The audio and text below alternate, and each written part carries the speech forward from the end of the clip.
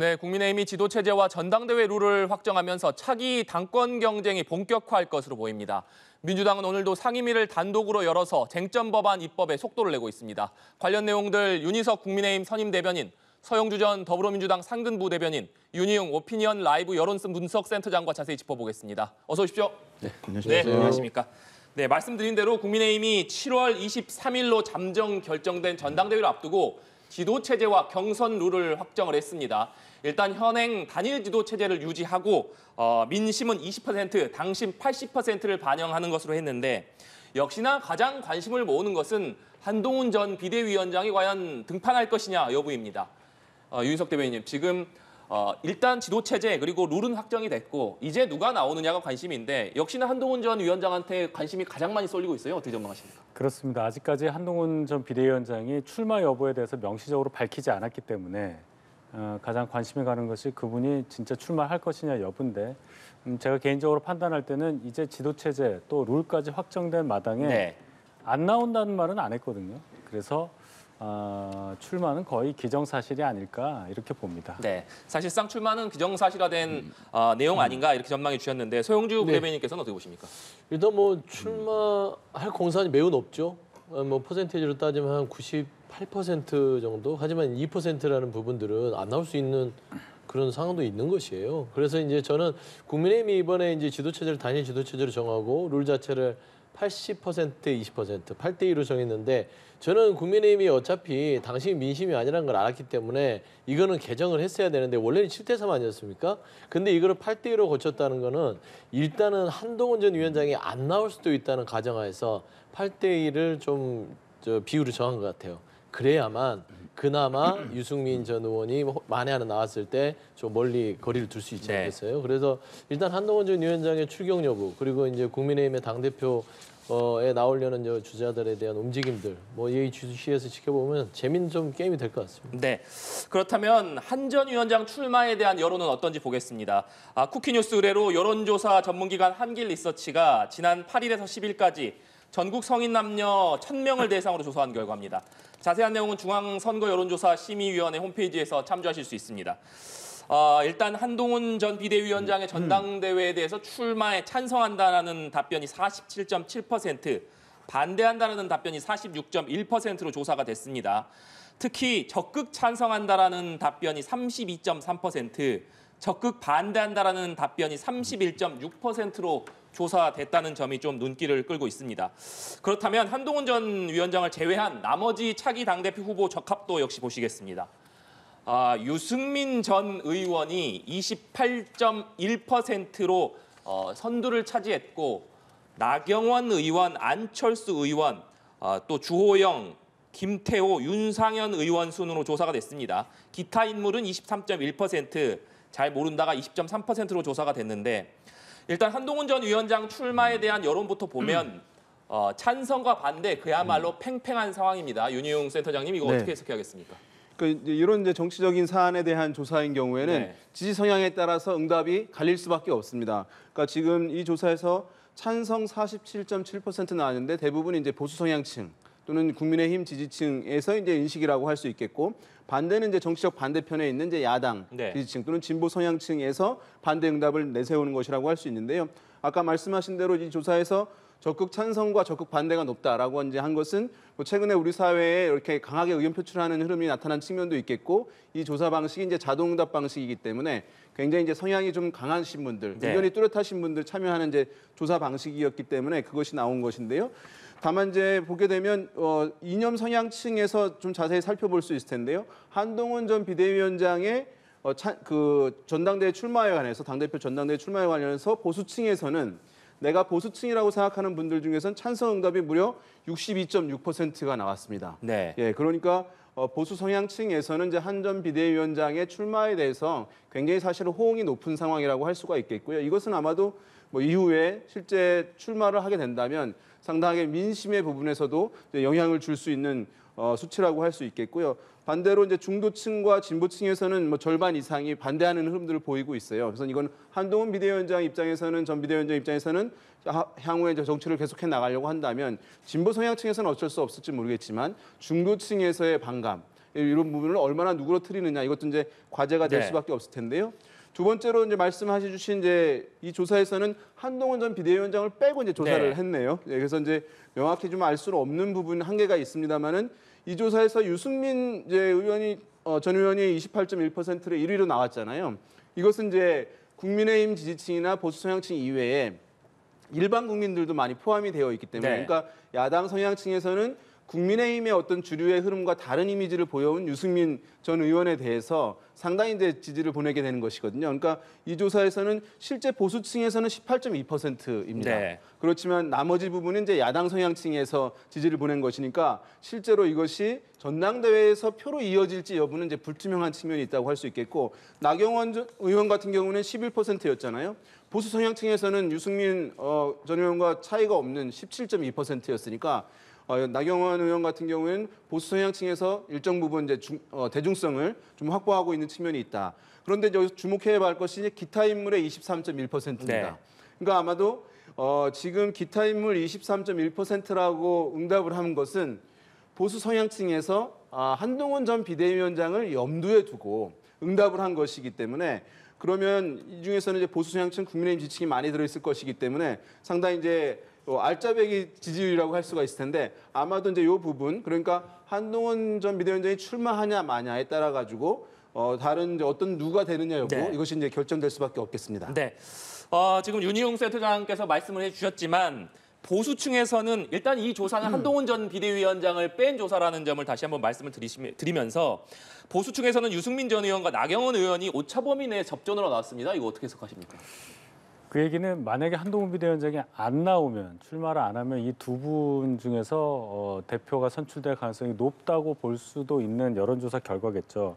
잘 보시면은 당권 주자로 지금 거론이 된 여론조사상에 언급된 분들이 그동안 쭉 정치권에서 활동하신 네. 분들이지 않습니까? 결국 인지도 그리고 그동안의 정치 경력에 따른 순서라고 보시면 크게 다를 바가 없는데 물론 뭐 한동훈 비대위원장이 100% 나온다고 말씀드릴 수 없는 상황이니까 이 조사도 자체로 의미가 있겠지만은 역으로 한동훈 비대위원장이 출마 선언을 하는 순간 이 조사는 무용하게 되겠죠. 예.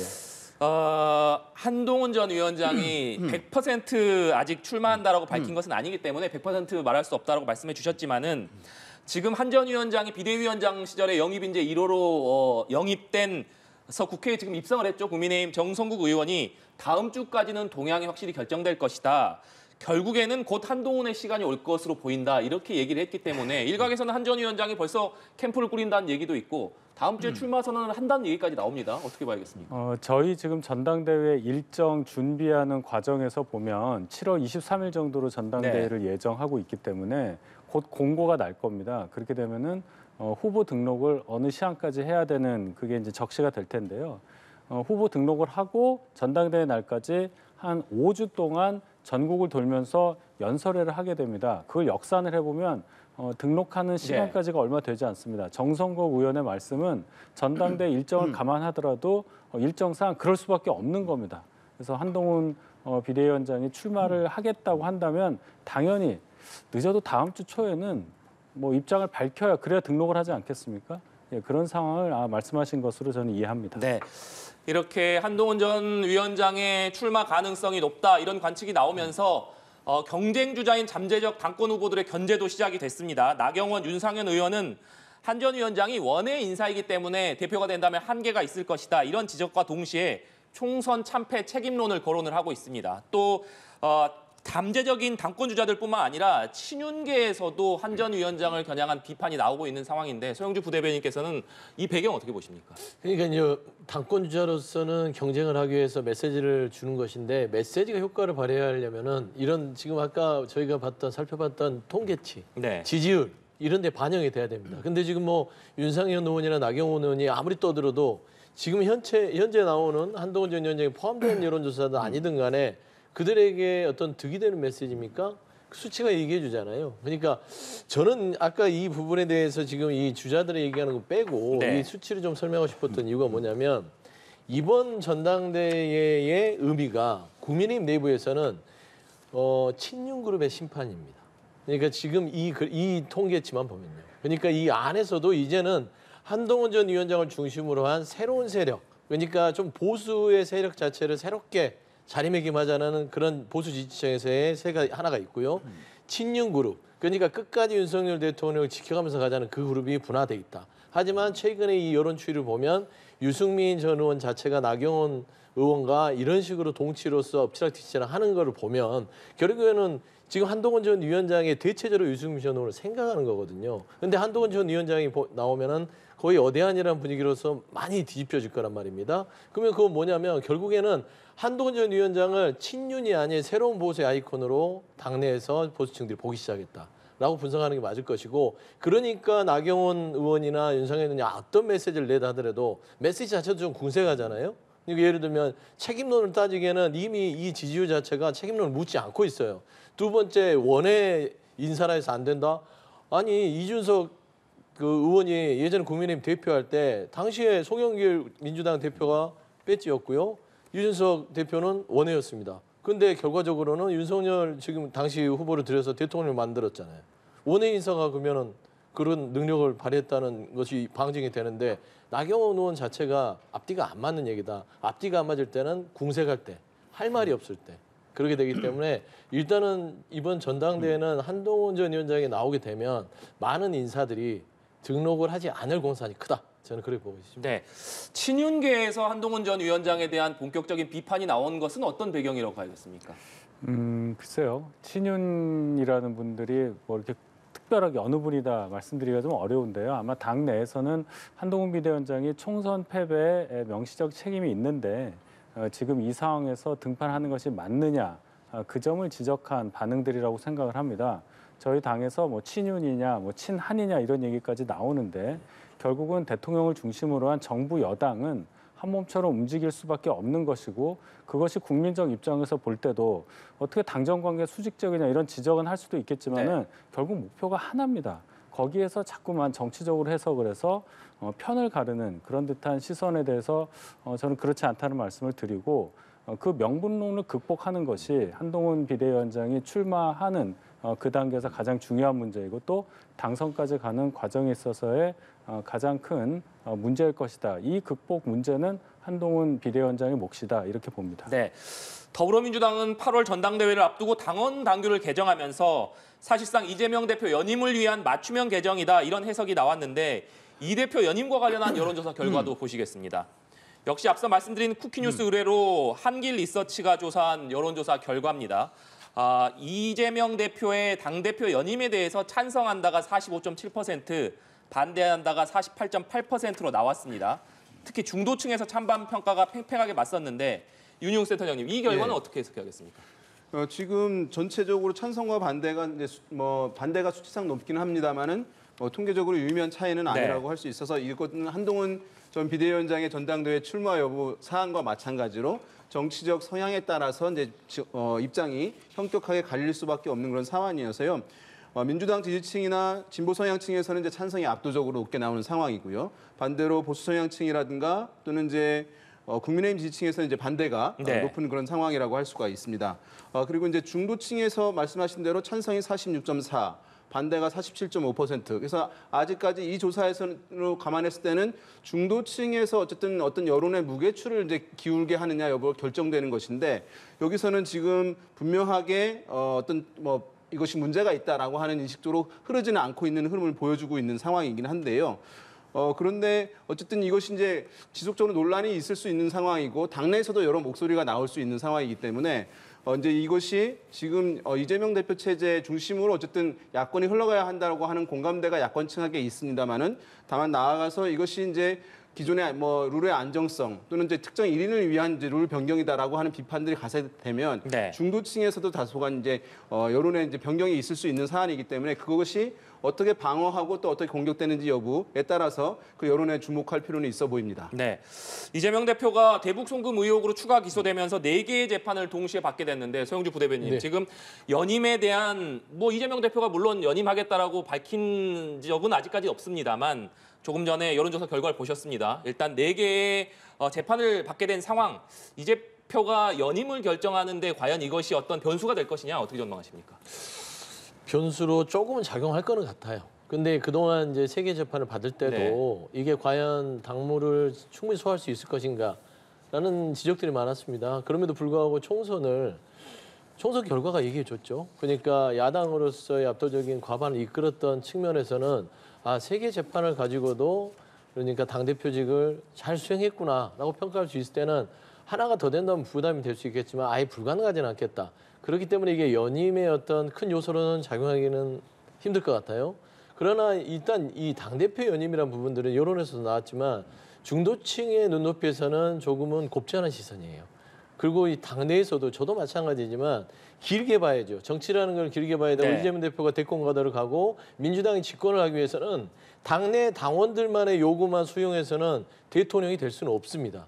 그렇기 때문에 중도 국민들이 연임을 하는 것들이 민주당의 정통성에 맞느냐, 그리고 연임을 하기 위해서 지금 뭐 연임을 뭐 공개적으로 얘기하진 않았지만 그 전에 당헌 당규 개정하는 모든 포석들이 설마 연임을 발표했을 때 그러면 역시 본인의 길을 위해서 당헌 당규도 손을 대는구나라는 오해에 직면했을 때는 중도층에서 상당 부분 지지율이 빠질 수 있거든요. 그러면 향후에 3년 뒤에 있을 대권 가도에 이게 득이 되겠습니까? 당에도 득이 안 되고 본인한테도 안 되기 때문에 일단 좀 더 연임 문제에 대해서 재판도 늘어났기 때문에 심각하게 시간이 있기 때문에 고심하지 않을까 그렇게 생각하고 있습니다. 네, 이재명 대표는 대북 송금과 관련해서 검찰의 추가 기소에 대해서 오늘 법원에 출석하면서 있을 수 없는 희대의 조작 사건이다. 언론이 검찰의 애완견처럼 주는 정보를 받아서 조작 왜곡하고 있다. 이런 비판적인 발언을 쏟아냈습니다. 그렇기 때문에 지금 이재명 대표의 입장을 들어본다면 추가 기소됐다고 해도 이것이 이재명 대표가 연임을 결정하는 데 변수가 될 수 있을 것이냐. 그 부분 어떻게 보십니까? 저는 어느 정도 영향을 미칠 수 있다고 보지만 그것을 극복하고 이재명 대표는 계속 연임할 가능성이 높다고 봅니다. 그렇기 때문에 당헌 당규도 이재명 대표 위주로 바꾸는 민주당의 모습을 지금 우리가 목도하고 있지 않습니까? 이재명 대표가 조작 기소, 뭐 언론이 검찰의 애완견 이렇게 격한 표현을 쓰면서 추가 기소권에 대해서 반응하는 것은 그만큼 이번 추가 기소된 대북 송금 관련한 혐의가 이재명 대표 입장에서 대단히 아픈 부분이다. 본인이 생각할 때는 가장 사법 리스크가 큰 부분이 기소로 연결됐다. 이렇게 해석할 수가 있겠습니다.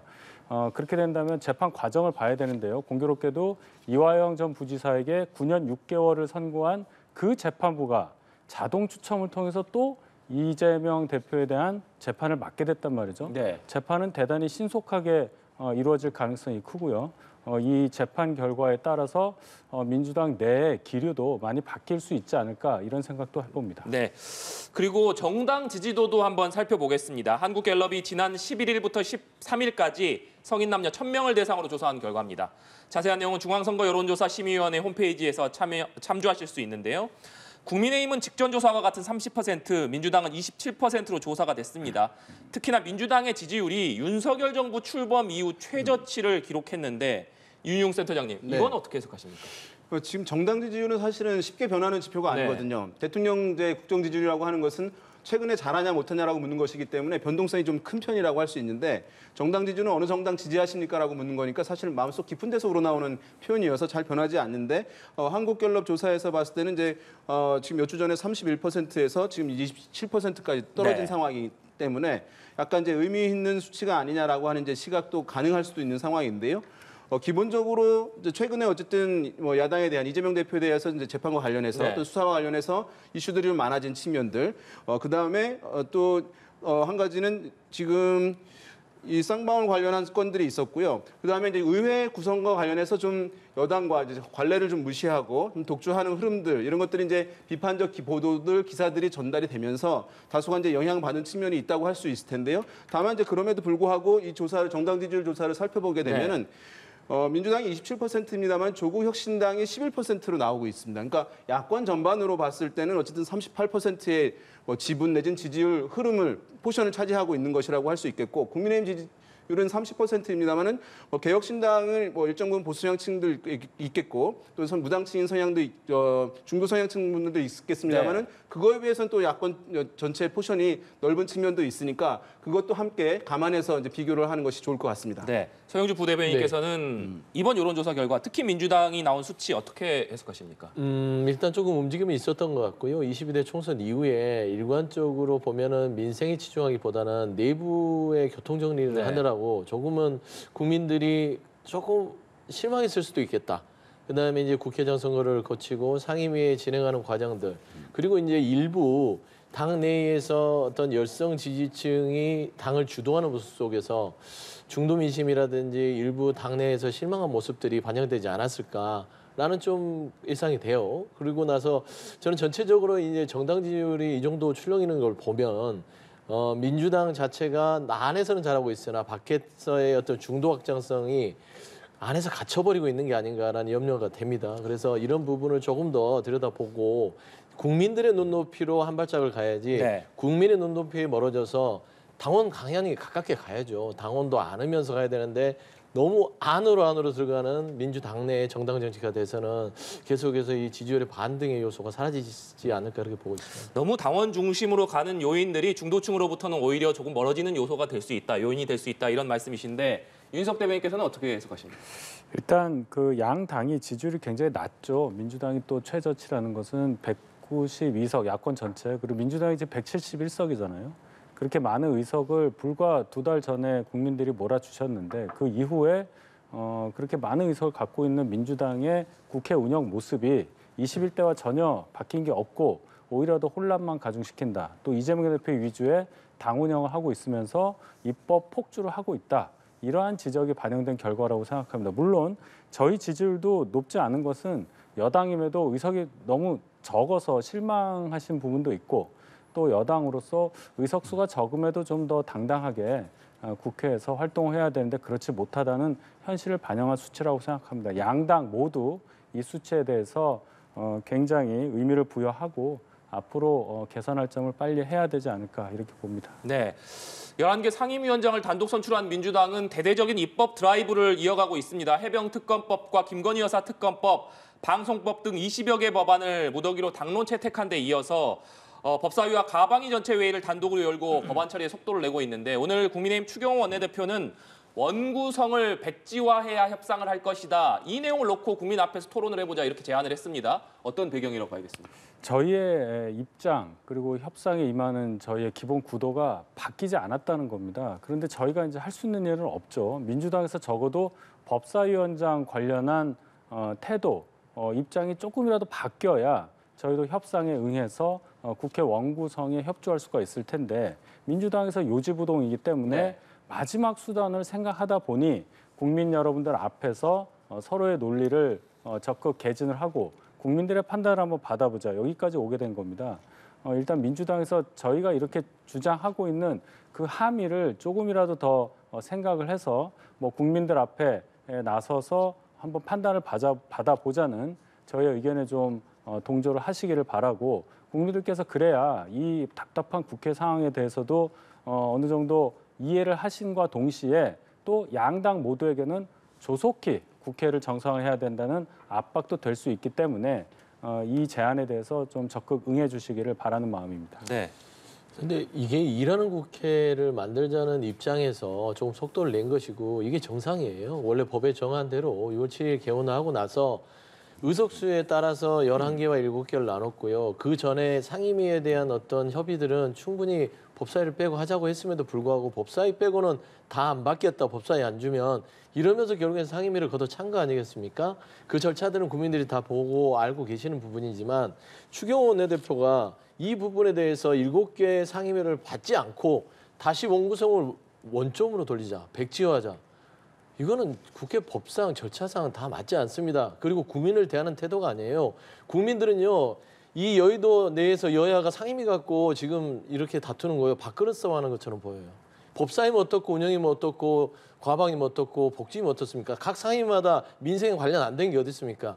각자 맡은 바 자리에서 조금 덜 싸우고 협상했는데 어쩔 수 없지만 상임위 맡아서 제 시간에 상임위로 돌려서 민생을 좀 돌아가게 해라. 성과를 보여라. 라는 게 국민의 목소리 아니겠습니까? 그래서 저는 밥그릇 싸움을 그만하시고 7개라도 논의를 해서 받고 나서 뭐 그 다음에 차후에 어떤 전략들을 짜는 것들이 이게 정말 우리 국민의 이 뜻을 대변하는 민의의 어떤 헌법기관으로서의 어떤 집권여당의 모습이 아닐까 생각합니다. 네.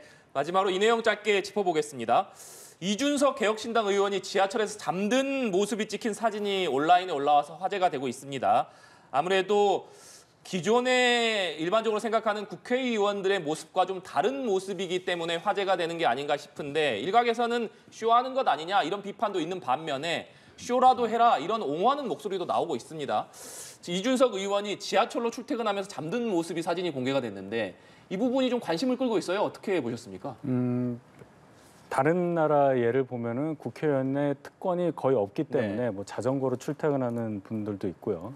뭐 여러 형태가 있지 않겠습니까? 우리나라의 경우는 국회의원이 검정색 세단을 타고 기사가 있는 그런 차를 타는 모습을 일반화시키는데 저런 모습이 화제가 되는 것 자체가 우리 정치가 국민들로부터 많이 외면받을 수 없다는 그런 상황을 단적으로 말씀드린다고 볼 수 있고 저는 쇼라도 해라 이 말씀에 동의합니다. 저는 이준석 대표의 저 지하철 출퇴근이 진정성 없이 쇼하는 거라고 보지 않아요. 그런 모습을 통해서 이준석 대표가 생각하는 그런 어떤 정치의 모습 그것이 국민의힘의 생각과도 저는 다르지 않다고 네. 봅니다. 정치권 전체가 이런 식으로 조금 더 변할 수 있는 계기가 되기를 바랍니다. 네, 저런 사진이 화제가 된다는 것 자체가 국회의원들이 정말 특권에 둘러싸여 있다고 보통 국민들이 생각한다는 것 아니겠습니까? 어떻게 보십니까? 맞는 말씀이세요. 그러니까 근데 이제 뭐 그 전에도 20대, 21대 의원들 자전거 타고 출퇴근하는 분들 많이 있었고요. 근데 이제 윤석 대변인 말씀처럼 저런 게 화제가 된다는 건 정치권이 여의도에만 갇혀서 특권에 갇혀서 본인들만의 리그만 했다는 것이죠. 국회의원이라도 일할 때는 국회의원이지만 나서서는 똑같은 서민들하고 같이 생활하는 사람 아니겠습니까? 저는 그런 부분에 있어서는 정치가 조금 더 민생과 가까워져야 되고 저는 저 사진을 보면서 물론 이준석 대표의 의원의 어떤 진정성을 제가 폄훼하려는 게 아니라 이준석답다. 이준석답게 저런 여론조회라든지 포인트를 잡고 들어가는 것들이 이준석답기 때문에 저런 모습들이 비난하기에 앞서서 우리도 한번 따라해보자. 좀 그렇게 좀 나섰으면 좋겠습니다. 네, 알겠습니다. 지금까지 국민의힘 윤희석 선임 대변인, 서영주 전 더불어민주당 상근부 대변인, 윤희용 오피니언 라이브 여론분석센터장과 얘기 나눠봤습니다. 오늘 말씀 고맙습니다.